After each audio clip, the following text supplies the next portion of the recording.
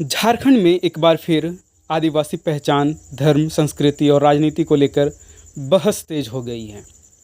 24 मई 2026 को नई दिल्ली में आयोजित होने वाले जनजाति सांस्कृतिक समागम को लेकर झारखंड के 100 से अधिक आदिवासी मूलवासी सामाजिक और पारंपरिक संगठनों के प्रतिनिधियों ने राज्य के आदिवासियों से इस कार्यक्रम के बहिष्कार की अपील की है।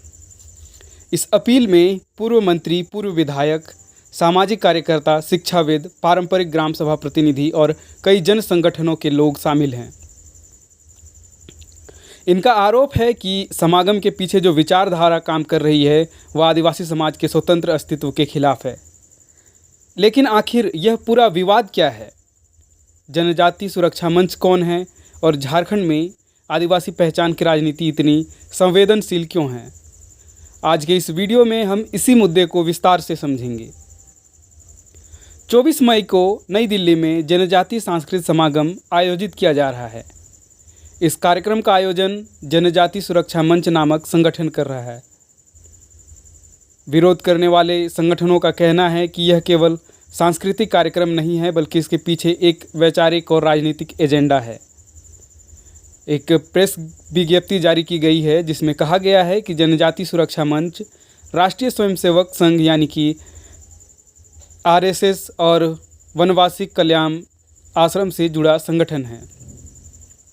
विरोध करने वालों का आरोप है कि ये संगठन आदिवासियों को अलग समुदाय नहीं मानते बल्कि हिंदू समाज और वर्ण व्यवस्था का हिस्सा मानते हैं। इस पूरे विवाद का सबसे बड़ा केंद्र है पहचान। आदिवासी संगठनों का कहना है कि आदिवासी शब्द इस भूमि के मूल निवासियों की ऐतिहासिक पहचान को दर्शाता है, जबकि वनवासी शब्द केवल उन्हें जंगल में रहने वाले समुदाय के रूप में सीमित कर देता है। झारखंड और मध्य भारत के कई आदिवासी संगठनों का लंबे समय से आरोप रहा है कि संघ परिवार से जुड़े कुछ संगठन आदिवासी शब्द के बजाय वनवासी शब्द का प्रयोग करते हैं ताकि आदिवासियों की अलग सांस्कृतिक और धार्मिक पहचान को हिंदू पहचान के भीतर समाहित किया जा सके। यही कारण है कि सरना सनातन एक है जैसे नारों का भी कई आदिवासी संगठन विरोध करते हैं। उनका कहना है कि सरना धर्म प्रकृति आधारित आदिवासी आस्था प्रणाली है जिसकी अपनी स्वतंत्र परंपरा, पूजा पद्धति और विश्व दृष्टि है।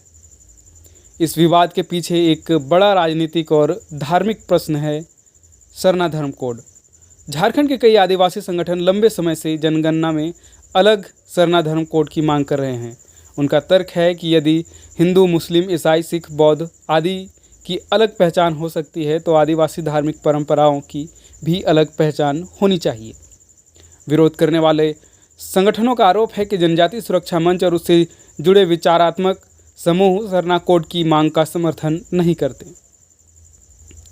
प्रेस विज्ञप्ति में एक और गंभीर आरोप लगाया गया है ईसाई आदिवासियों की डीलिस्टिंग की मांग। कुछ संगठन यह मांग करते रहे हैं कि जो आदिवासी ईसाई धर्म अपना चुके हैं उन्हें अनुसूचित जनजाति की सूची से बाहर किया जाए। इसके समर्थकों का तर्क है कि धर्म परिवर्तन के बाद व्यक्ति आदिवासी परंपराओं से दूर हो जाता है। वहीं विरोध करने वाले कहते हैं कि आदिवासी पहचान जातीय, सांस्कृतिक और ऐतिहासिक पहचान है, केवल धार्मिक पहचान नहीं। यही मुद्दा झारखंड, छत्तीसगढ़ और ओडिशा जैसे राज्यों में लंबे समय से विवाद का कारण बना हुआ है। प्रेस विज्ञप्ति में सीधे तौर पर भारतीय जनता पार्टी और आरएसएस की विचारधारा की आलोचना की गई है। अपील जारी करने वालों का कहना है कि हिंदू राष्ट्र की राजनीति के तहत आदिवासियों को हिंदू पहचान के भीतर समाहित करने की कोशिश की जा रही है। हालांकि संघ परिवार और उससे जुड़े संगठन अक्सर यह कहते रहे हैं कि आदिवासी भारतीय सभ्यता और हिंदू सांस्कृतिक परंपरा का अभिन्न हिस्सा है। यानी विवाद केवल राजनीतिक नहीं बल्कि इतिहास, धर्म, पहचान और संस्कृति की व्याख्या का भी है। प्रेस विज्ञप्ति में यह भी कहा गया है कि ऐसे संगठन कभी भी आदिवासियों की जल, जंगल और ज़मीन की लड़ाई में साथ नहीं आए। झारखंड की राजनीति में जल, जंगल, ज़मीन केवल नारा नहीं है, यह विस्थापन, खनन, वनाधिकार, भूमि अधिग्रहण और पारंपरिक स्वशासन से जुड़ा मुद्दा है। कई आदिवासी संगठनों का मानना है कि सांस्कृतिक पहचान की लड़ाई को आर्थिक और राजनीतिक अधिकारों की लड़ाई से अलग करके नहीं देखा जा सकता। प्रेस विज्ञप्ति में लोगों से अपील की गई है कि वे 24 मई को आयोजित जनजाति सांस्कृतिक समागम का बहिष्कार करें। साथ ही कहा गया है कि विरोध दर्ज करने के लिए ग्राम सभा, चर्चा, जन कार्यक्रम आयोजित किए जाएं। यह विवाद आने वाले दिनों में झारखंड की राजनीति और आदिवासी समाज के भीतर पहचान की बहस को और तेज कर सकता है। आखिर सवाल सिर्फ एक कार्यक्रम का नहीं है, सवाल है आदिवासी समाज अपनी पहचान को किस रूप में देखता है। क्या आदिवासी एक स्वतंत्र धार्मिक सांस्कृतिक समुदाय है या उन्हें व्यापक हिंदू पहचान का हिस्सा माना जाना चाहिए?